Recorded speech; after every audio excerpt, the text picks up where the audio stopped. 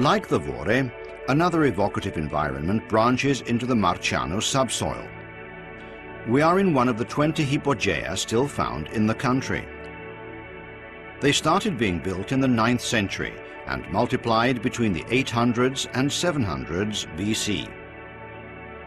This shows how important Morciano is as an oil-producing center in the Salento, all for a staple of healthy nutrition. Rediscovered today at long last. Una cosa preziosa. It is a precious thing. Ever since I was a little girl, I have always been into oil. And so I treat it as a very good thing. And since it's good for me, I think it's good for others too. You use it with vegetables, with peas, pasta and salad. Even on bread. It's great with frisella bread and tomato. Here, we use oil everywhere. An anonymous, unassuming little chapel at the center of a fork in the road outside Morciano conceals a treasure. It is, of course, an artistic, religious and cultural treasure. It represents the Madonna of Constantinople with the baby Jesus, a fresco partly damaged but still vividly colored, found accidentally under a walled-in canvas. It is the work of an artist. We are in the late 16th century. With this Madonna of the Orient, this master of a well-formed figurative language shows a new social situation in the Salento. But that is not its only attraction. There's something else about it, special and rare. The fresco was painted on a Messapian monolith, and not on a wall.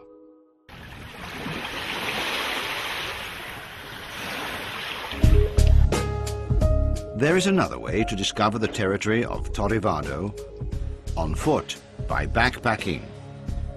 Walking and immersing ourselves in landscapes far from the noises of paved roads with obligatory itineraries. There are sure to be surprises along the way. Salento is a splendid land. It is a land for year-round trekking, to take in rich and diversified landscapes. From the coast to inland areas, home to these splendid olive groves where we are walking right now.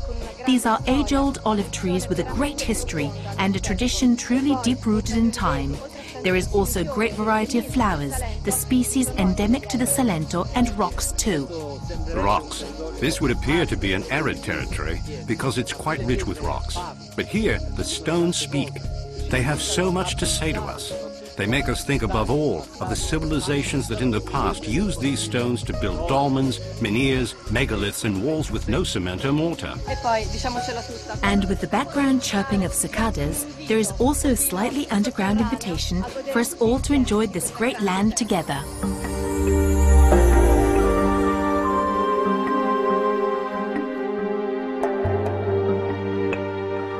Lego-style building blocks are not a modern invention. Our ancestors thought of it first. Of course, they had no plastic. They used rock in heavy blocks too. Without a doubt, a lot more work than required today. But it is certainly a more well-designed, complex technique for fitting the blocks together. Sabrina, where are you? I'm behind the entrance blocks. I'm coming to look for you. Here I am. I'm over here, Cesare. I can't see you. Have you seen what great stones?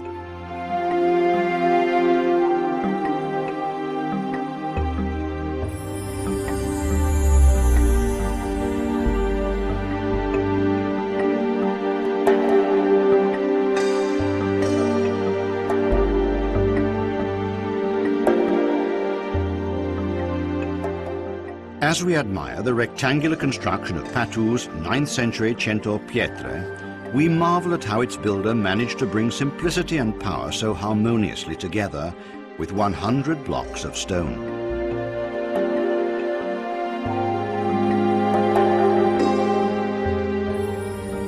On the other hand, that's the way it should be. It is a funerary monument dedicated to a Christian knight, a messenger of peace in the Saracens' enemy camp. and barbarously killed by them instead. We once again delve into the very viscera of the land to relive moments of the past. It's the emotion we feel in visiting the underground locations that housed poor pilgrims that could not afford to lodge at an inn. These are the stone bunks, and here are the wells from which water was drawn.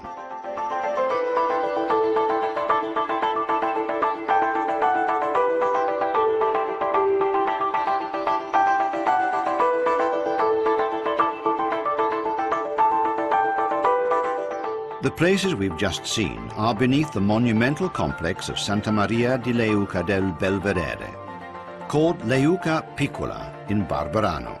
It was the last stop for pilgrims on their way to the Santa Maria di Leuca sanctuary. Here they found a small fortified church for their prayers.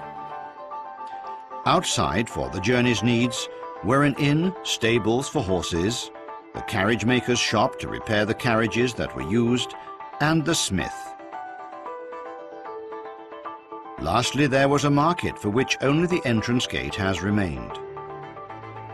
The complex was built in the late 17th century by a nobleman, Annibale Capece, to offer a place of refreshment for those on pilgrimage to the famed Finibus Terra sanctuary. This hospitality organization is a forerunner of what we may call religious tourism today. Why come to Capo di Leuca? First of all, for its landscape, an extraordinary landscape that is still intact in its constituent elements. And then, because Capo di Leuca consists of myriad small towns, with settlement from the Messapian era continuing without interruption to the present day. These towns normally have a castle, a main church, olive presses, and a series of churches and palazzos that, taken together, make for an attractive fabric, one that is extraordinary for the visitor. The environment, the sun, culture, relaxation, cave exploration, beaches and religion. In this corner of the Salento's southern tip, for which Torre Vado's marina is the reference point, there is practically no limit to what you can learn about the territory. It's a holiday that offers a great many choices, to be built day by day, depending on your own preferences. And since the saying goes that good food and good company go hand in hand, we should complete the picture with some local cuisine as well. Salento's cuisine. A discussion of Salento's cuisine would require hours and hours of conversation. I've chosen 3 dishes, typical and quite simple. Starting from the antipasto, a mix of vegetables, grilled peppers, aubergine and courgettes, dressed simply with olive oil, salt and parsley. Then there's tisana, crushed grain and quite rich, dressed the old-fashioned way with aubergine peppers and onion. On to the second course, a chicken stuffed with its own liver and breadcrumbs. Our grandmothers would tell young ladies that if they couldn't prepare this dish, they would never get married.